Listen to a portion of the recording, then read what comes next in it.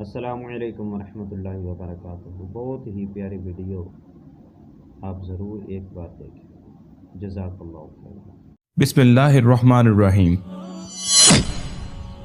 پوری دنیا پر حکومت کرنے والا ایک ایسا بدترین بادشاہ جس کو اللہ تبارک و تعالی نے ایک حقیر مچھر کے ہاتھوں عبرتناک موت دلوائی۔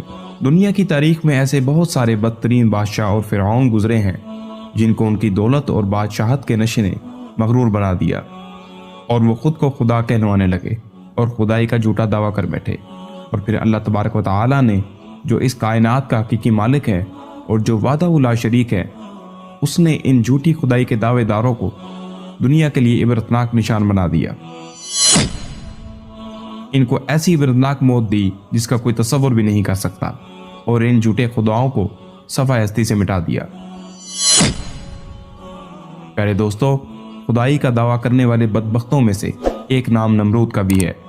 نمرود شہر بابل کا حاکم تھا جس نے خدائی کا دعویٰ کیا تھا۔ اس کا نام نمرود بن کنعان بن قوس بن سام بن نوح تھا۔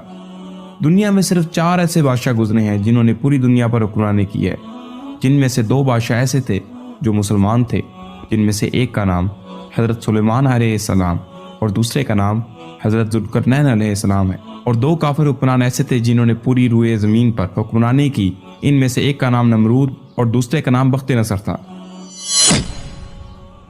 روایات میں آتا ہے کہ نمرود نے پوری دنیا پر 400 سال حکومت کی۔ یہ بڑا جابر اور ظالم بادشاہ تھا، اور اس کے دور کے اندر بت پرستی عام تھی۔ لوگ اللہ تبارک و تعالیٰ کی وحدانیت کو چھوڑ کر بتوں کی پوجا کیا کرتے تھے۔ اس نمرودی دور کے اندر شرک اس طرح پھیلا ہوا تھا کہ تمام نمرودیوں نے اپنے خداؤں کے طور پر بہت سارے بت بنائے ہوئے تھے جن کی یہ لوگ پوجا کیا کرتے تھے، اور ادھر نمرود نے بھی خدائی کا دعویٰ کیا ہوا تھا اور لوگوں کو اپنی پوجا کرنے کا حکم دیتا تھا۔ اس بدبخت قوم کی طرف اللہ تبارک و تعالی نے اپنے پیارے پیغمبر حضرت ابراہیم علیہ السلام کو بھیجا۔ کفر و شرک اور بت پرستی کے اس دور کے اندر حضرت ابراہیم علیہ السلام وہ واحد شخص تھے جو اللہ تبارک و تعالی کی وحدانیت پر ایمان رکھتے تھے اور بتوں کی بجائے اللہ تبارک و تعالی کو حقیقی خدا مانتے تھے۔ حضرت ابراہیم علیہ السلام نے جب نمرودی قوم کو بتوں کی پوجا کرتے ہوئے دیکھا تو حضرت ابراہیم علیہ السلام نے نمرودیوں کو اللہ تبارک و تعالی کی وحدانیت کی طرف بلایا اور ایک خدا کی عبادت کرنے کا حکم دیا، لیکن نمرودی قوم ایسی بدبخت قوم تھی کہ اپنے کفر و شرک سے باز نہ آئی اور اسی طرح بتوں کی پوجا کرتی رہی۔ ایک دن حضرت ابراہیم علیہ السلام ان کے جھوٹے خداؤں کو جھوٹا ثابت کرنے کے لیے اس مقام پر گئے جہاں پر ان کی عبادت کے لیے بت موجود تھے، تو حضرت ابراہیم علیہ السلام نے ان کے تمام بتوں کو چپکے سے توڑ دیا اور اس کا الزام ان کے بڑے بت پر لگا دیا۔ نمرودی جب اپنے عبادت خانے میں واپس آئے تو انہوں نے اپنے تمام خداؤں کو ٹوٹا ہوا دیکھا۔ نمرودی چونکہ جانتے تھے کہ حضرت ابراہیم علیہ السلام ہی وہ واحد شخص ہیں جو بتوں کے خلاف باتیں کرتے ہیں اور بتوں کی بجائے خدا کی عبادت کرنے کا حکم دیتے ہیں، لہٰذا وہ سمجھ گئے کہ یہ کام حضرت ابراہیم علیہ السلام کا ہے۔ تو نمرود نے حضرت ابراہیم علیہ السلام سے بدلہ لینے کے لیے حضرت ابراہیم علیہ السلام کو قتل کرنے کا منصوبہ بنایا۔ چنانچہ تمام نمرودی نمرود کے پاس حاضر ہوئے اور حضرت ابراہیم علیہ السلام کو سزا دینے کے لیے کہا۔ چنانچہ تمام نمرودیوں کی یہ بات سن کر نمرود نے یہ حکم جاری کیا کہ ایک مقام پر آگ جلائی جائے اور اس کے اندر حضرت ابراہیم علیہ السلام کو ڈال دیا جائے۔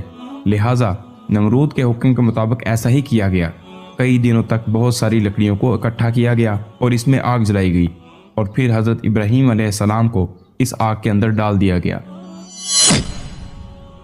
لیکن اللہ تبارک و تعالی نے اس آگ کو حکم دیا تو وہ آگ حضرت ابراہیم علیہ السلام پر ٹھنڈی اور سلامتی والی بن گئی۔ حضرت ابراہیم علیہ السلام فرماتے ہیں کہ میں جتنے دن تک اس آگ میں رہا اس وقت تک میں اللہ تبارک و تعالی کی خاص رحمتوں میں تھا، اور اس جیسا سکون مجھے پہلے کبھی حاصل نہ ہوا۔ چنانچہ جب حضرت ابراہیم علیہ السلام اس آگ سے باہر تشریف لائے تو اللہ تبارک و تعالیٰ کے حکم کے مطابق حضرت ابراہیم علیہ السلام نے نمرودیوں کو ایک بار پھر حق کی دعوت دی اور اللہ تبارک و تعالیٰ کی وحدانیت کی طرف بلایا۔ حضرت ابراہیم علیہ السلام نے نمرود کو بارہا سمجھایا اور اپنے کفر و شرک سے باز آنے کا کہا اور اللہ تبارک و تعالیٰ کی وحدانیت پر ایمان لانے کا حکم دیا، لیکن نمرود نے اللہ تبارک و تعالیٰ کی وحدانیت کا انکار کر دیا اور وہ حضرت ابراہیم علیہ السلام سے مناظرہ کرنے لگا اور حضرت ابراہیم علیہ السلام کے سامنے خدائی کا دعویٰ کر دیا۔ نمرود نے حضرت ابراہیم علیہ السلام سے سوال کیا کہ تیرا رب کون ہے؟ تو حضرت ابراہیم علیہ السلام نے ارشاد فرمایا کہ میرا رب وہ ہے جو زندگی اور موت دیتا ہے۔ اس پر نمرود تکبر سے مسکرایا اور کہنے لگا کہ یہ تو میں بھی کر سکتا ہوں۔ چنانچہ نمرود نے 2 قیدیوں کو بلایا جن کو سزائے موت ہو چکی تھی۔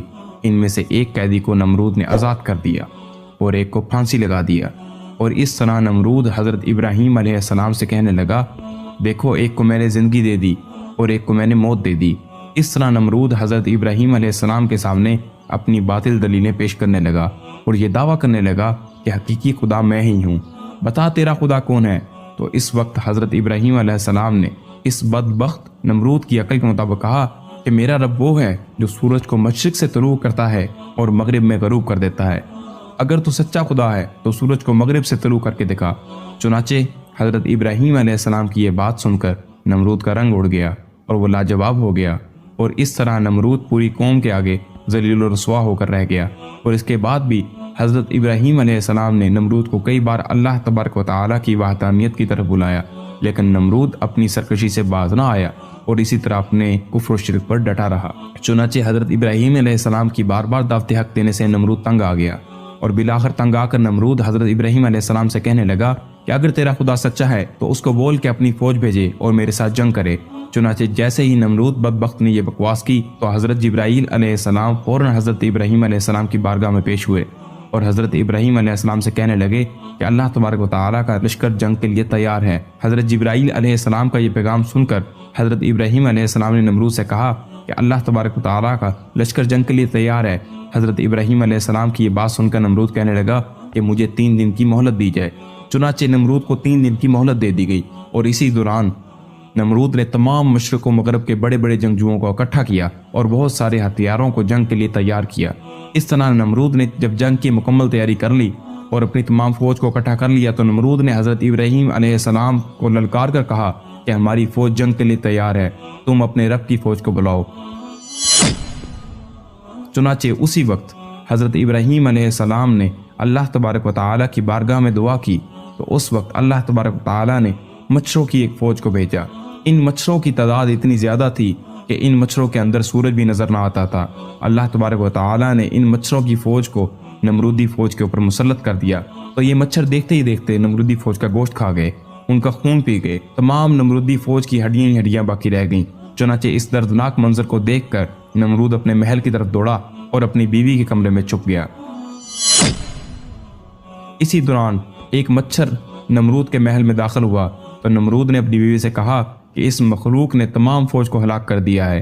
چنانچہ اسی گفتگو کے دوران وہ مچھر اللہ تبارک و تعالیٰ کے حکم سے نمرود کی ناک میں داخل ہو گیا اور نمرود کے دماغ کو چاٹنے لگا۔ جب وہ مچھر نمرود کے دماغ کو چاٹتا تو اس سے نمرود کو اتنی تکلیف ہوتی کہ وہ نمرود اپنے سر کو دیواروں پر مارتا۔ اس طرح اللہ تبارک و تعالیٰ کے حکم سے وہ لنگڑا مچھر نمرود کے دماغ میں کئی دنوں تک رہا۔ نمرود نے اپنے محل میں یہ حکم جاری کر دیا تھا کہ جب بھی کوئی محل میں داخل ہو تو وہ نمرود کے سر پر جوتے مارے۔ جوتے مارنے کے بعد نمرود کو تھوڑی دیر کے لیے آرام محسوس ہوتا، لیکن کچھ دیر کے بعد ویسے ہی تکلیف محسوس ہونا شروع ہو جاتی۔